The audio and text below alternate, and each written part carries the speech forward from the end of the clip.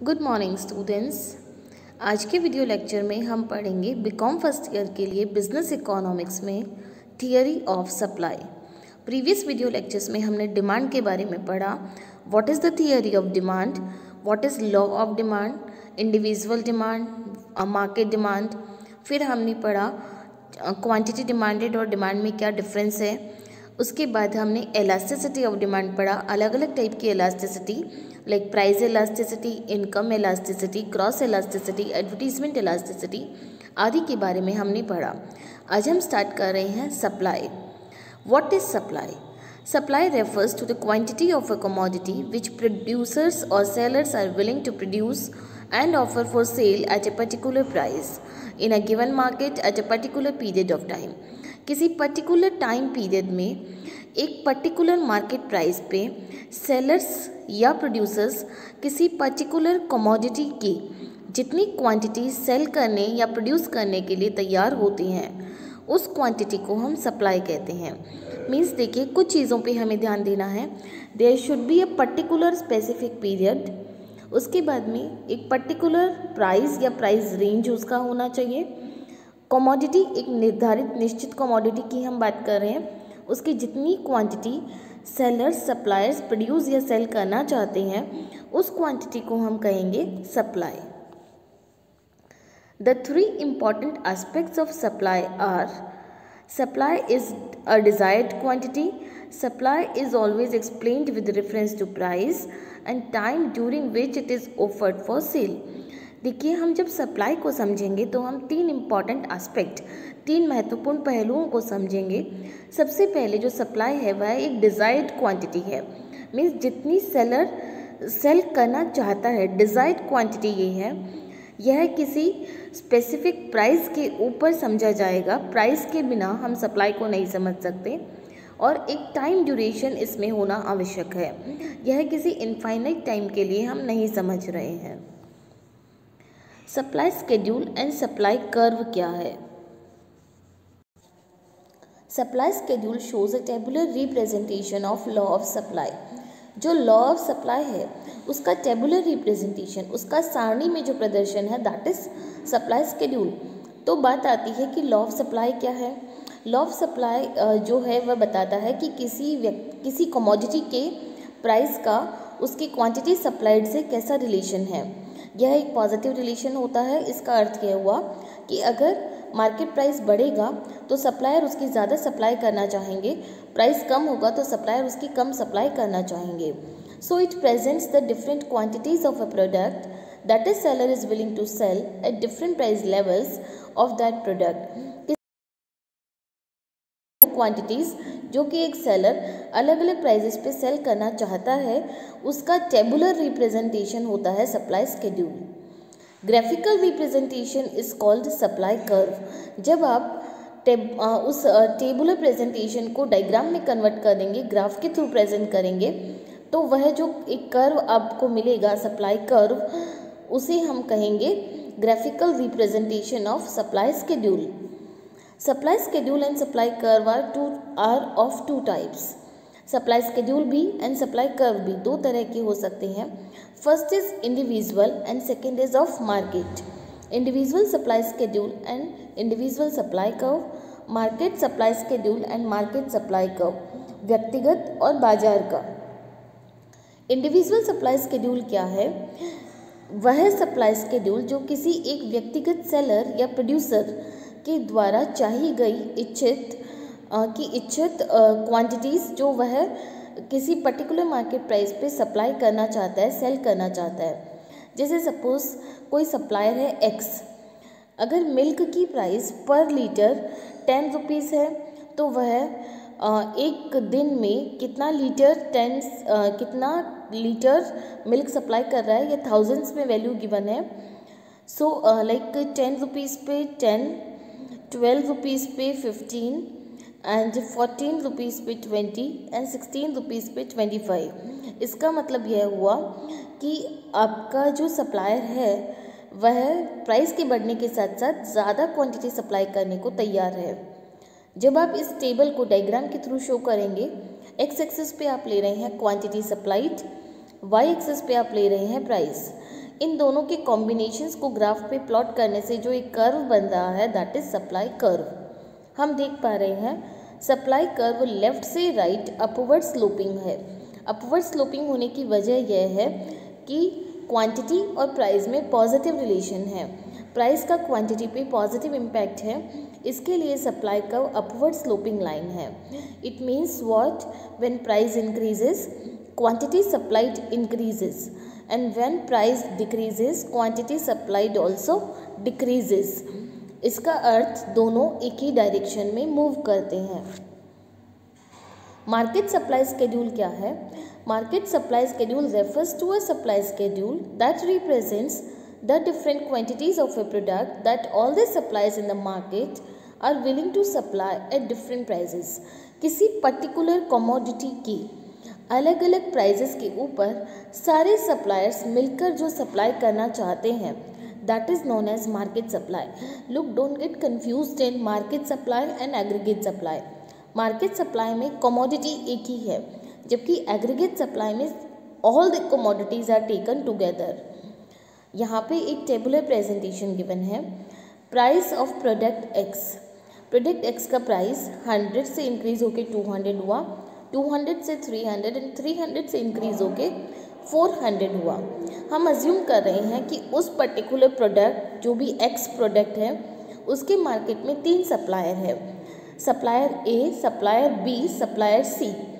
Supplier ए की जो individual supply है वो है 750, 800, 900, 1000। सप्लायर बी का इंडिविजुअल सप्लाई 500, 650, 750 एंड 900। सप्लायर सी का इंडिविजुअल सप्लाई इज़ 450, 500, 650 एंड 700। यह इन तीनों सप्लायर्स का इंडिविजुअल सप्लाई है। When we talk about market supply individual supply का हॉरिजॉन्टल समेशन है। मीन्स 100 रुपीज़ पे total market supply is supply of A, supply of B and supply of C, that is 1700। इसी तरह से 200 rupees पे भी आप ए और बी, सी तीनों की सप्लाई को ऐड कर देंगे। सो मार्केट सप्लाई में आप इंडिविजुअल सप्लाई को टोटल कर देंगे।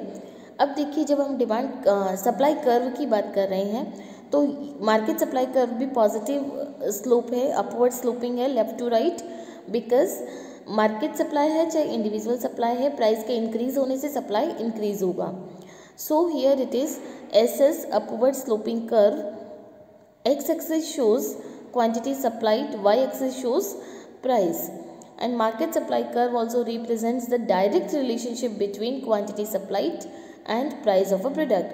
direct relationship का अर्थ हुआ कि प्राइस और क्वांटिटी सप्लाइड एक ही डायरेक्शन में मूव कर रहे हैं।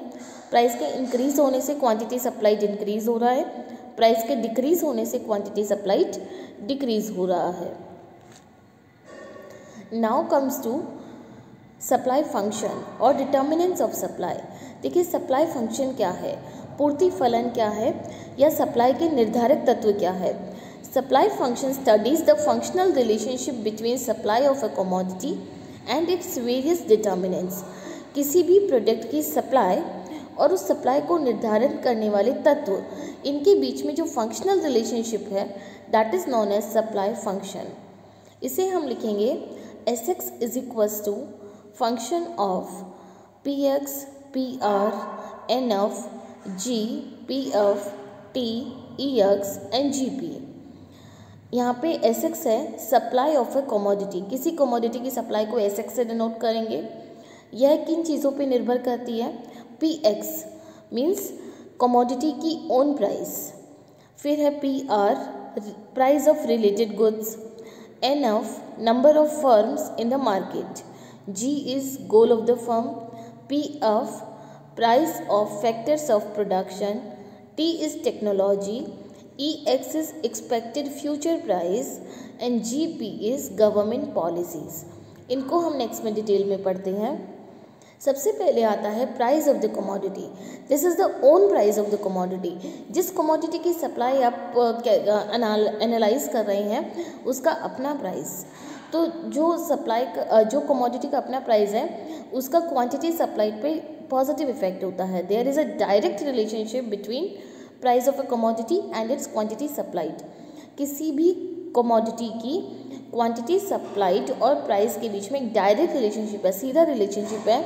अगर प्राइस इंक्रीज हुआ सप्लाई भी इंक्रीज होगा। लुक, आपको कंफ्यूज नहीं होना है, सप्लाई एंड क्वांटिटी सप्लाइड ये दोनों अलग अलग हैं, लेकिन इन जनरल टर्म्स आप सप्लाई वर्ड यूज़ करते हैं।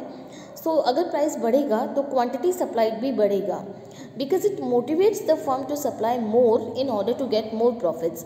प्राइस के बढ़ने से सप्लाई क्यों इंक्रीज हो रहा है? क्योंकि ज़्यादा प्राइस पे सप्लाई करने से ज़्यादा प्रॉफिट्स अर्न होंगे, और ज़्यादा प्रॉफिट्स जो है वो सप्लायर को मोटिवेट करते हैं ज़्यादा सप्लाई करने के लिए। लेकिन अगर प्राइसेस कम हुआ तो सप्लायर कम क्वांटिटी सप्लाई करेगा क्योंकि प्रॉफिट डिक्रीज होंगे। So this is the effect of own price of the commodity. Next is price of related goods. Producers always have the tendency of shifting from production of one commodity to another commodity. Generally producers में यह एक tendency होती है कि अगर एक product से उनको ज़्यादा प्रॉफिट नहीं मिल रहा है तो वह एक कमोडिटी की प्रोडक्शन से दूसरी कमोडिटी की प्रोडक्शन या सेलिंग पे शिफ्ट हो जाते हैं। So if the prices of another commodity increases, specially substitute goods, producers will find it more profitable to produce that commodity by reducing the production of existing commodity. Look, अगर दो कोई products हैं, दोनों same ही raw material से बन रही हैं, लगभग टेक्नोलॉजी सेम है, लेकिन जो सेकंड कमोडिटी है उसकी प्राइसेस बढ़ गई है, मतलब वो ज़्यादा प्रॉफिटेबल हो गई है, तो प्रोड्यूसर क्या चाहेगा कि वह फर्स्ट कमोडिटी का प्रोडक्शन कम करे, सेकंड का प्रोडक्शन ज़्यादा करे ताकि उसको ज़्यादा प्रॉफिट मिल सके। तो यह हुआ रिलेटेड गुड्स का प्राइस। अगर रिलेटेड गुड्स का प्राइस बढ़ा तो आपका जो मेन कमोडिटी है उसका सप्लाई कम हो जाएगा। यहाँ पे एग्जाम्पल गिवन है, suppose the seller of tea notice that the price of coffee increases, they may reduce the amount of resources devoted to the selling of tea in favour of coffee. अगर tea के जो seller से उनको यह notice में आता है कि कॉफ़ी की प्राइसेस हाई है, कॉफ़ी की सेलिंग ज़्यादा प्रॉफिटेबल है, तो टी के जो सेलर्स हैं दे मे रिड्यूस द रिसोर्सेज, वह उन रिसोर्सेज को रिड्यूस कर सकते हैं जो टी की सेलिंग में यूज़ हो रहे हैं और उनको कॉफ़ी के लिए प्रयोग कर सकते हैं। So this is the effect of price of related goods. Next is number of firms. Market supply of a commodity depends on number of firms in the market. Look, यह जो डिटर्मिनेंट है यह इंडिविजुअल सप्लाई को नहीं बल्कि market supply को effect करता है। किसी भी मार्केट में ज़्यादा फर्म्स होगी तो मार्केट सप्लाई ज़्यादा होगी, और नंबर ऑफ फर्म्स कम होगी तो मार्केट सप्लाई कम हो जाएगी। उसके बाद आता है goal of the firm. If goal of the firm is to maximise profits, more quantity of commodity will be offered at higher prices. On the other hand, if goal of the firm is to maximize sales, more will be supplied even at the same prices. Look, हम generally दो तरह के goals लेते हैं, profit maximisation, sales maximisation. अगर firm का गोल profit maximise करना है तो फर्म ज़्यादा क्वांटिटी तभी ऑफर करेगी तब प्राइजेस हाई होंगे, लेकिन अगर फर्म का गोल सेल्स मैक्सिमाइज करना है तो ऐसे में फर्म सेम प्राइस पे भी ज़्यादा क्वांटिटी सप्लाई कर सकती है। Next is price of factors of production. Supply of a commodity is affected by the price of factors used for the production of commodity. किसी भी commodity को produce करने में बहुत सारे factors हम काम में लेते हैं। That can be land, labor, उसके अलावा capital है, raw material है, machinery है। तो इन सब में क्या होगा, अगर factor prices high है तो cost of production क्या होगा, high होगा। कॉस्ट ऑफ प्रोडक्शन हाई होने से प्रॉफिट कम हो जाएगा, तो ऐसे में सप्लाई रिड्यूस होगी। And if the factory prices decreases, cost of production also reduces. And ऐसा होगा तो क्या होगा, एग्जिस्टिंग प्राइस पे भी सप्लायर ज़्यादा सप्लाई कर सकता है। फिर आता है change in technology. Change in technology also affects supply of the commodity. किसी भी कमोडिटी को प्रोड्यूस करने की जो टेक्नोलॉजी है या फिर उस सेलर से रिलेटेड जो भी टेक्नोलॉजी मार्केट में, टेक्नोलॉजी में अगर कोई चेंजेस हो रहे हैं तो उससे भी सप्लाई इफेक्ट होगी। अगर टेक्नोलॉजी अपग्रेड हो रही है, टेक्नोलॉजी में इम्प्रूवमेंट हो रहा है, तो उससे क्या होगा, प्रोडक्शन की कॉस्ट रिड्यूस होगी। प्रोडक्शन की कॉस्ट रिड्यूस होने से एग्जिस्टिंग प्राइस पे भी सप्लाई ज़्यादा हो सकती है। लेकिन अगर इसके अपोजिट हुआ, टेक्नोलॉजी डिग्रेड हो गई है या फिर कुछ नई टेक्नोलॉजीज मार्केट में आ गई जो आपके लिए अफोर्डेबल नहीं है, तो ऐसे में क्या होगा, आप कंपटीशन में सर्वाइव नहीं कर सकती हैं। So technology also affect supply of the commodity. Next is expected future price. If the producer expects price of the commodity to rise in the near future, current supply of the commodity will reduce. अगर supplier को यह intuition हो, यह forecasting वह करे कि आने वाले टाइम में प्रोडक्ट ज़्यादा प्राइस पे सेल होगा, तो वह करंट में सप्लाई कम करेगा और फ्यूचर में सप्लाई ज़्यादा करना चाहेगा।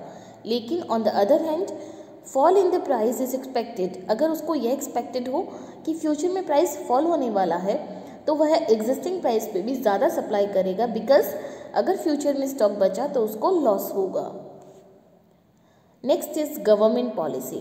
लोग गवर्नमेंट पॉलिसीज़ भी सप्लाई को इफेक्ट करती है। गवर्नमेंट की पॉलिसीज़ में हम मेनली लेते हैं टैक्सेशन पॉलिसी एंड सब्सिडी। अगर गवर्नमेंट किसी भी कमोडिटी के ऊपर ज़्यादा टैक्स इम्पोज कर रही है तो उससे होगा कि प्रॉफिट मार्जिन कम हो जाएगा, तो एग्जिस्टिंग प्राइस पे सप्लाई रिड्यूस होगी। बट अगर गवर्नमेंट किसी प्रोडक्शन के लिए, किसी कमोडिटी के लिए सब्सिडी दे रही है, तो इससे प्रोड्यूसर को प्रॉफिट होगा, प्रोड्यूसर का प्रॉफिट मार्जिन इंक्रीज होगा, ऐसे में उसकी सप्लाई इंक्रीज होगी। So these are the factors जो कि किसी भी प्रोडक्ट की सप्लाई को मार्केट में इफ़ेक्ट करते हैं। ये सारे डिटर्मिनेंट्स हैं जो सप्लाई फंक्शन से निकल के आ रहे हैं। Price of the commodity, price of related goods, number of firms, goal of the firm, price of factors of production, technology, expected future price and government policy. Next video lecture में हम cover करेंगे law of supply. Thank you.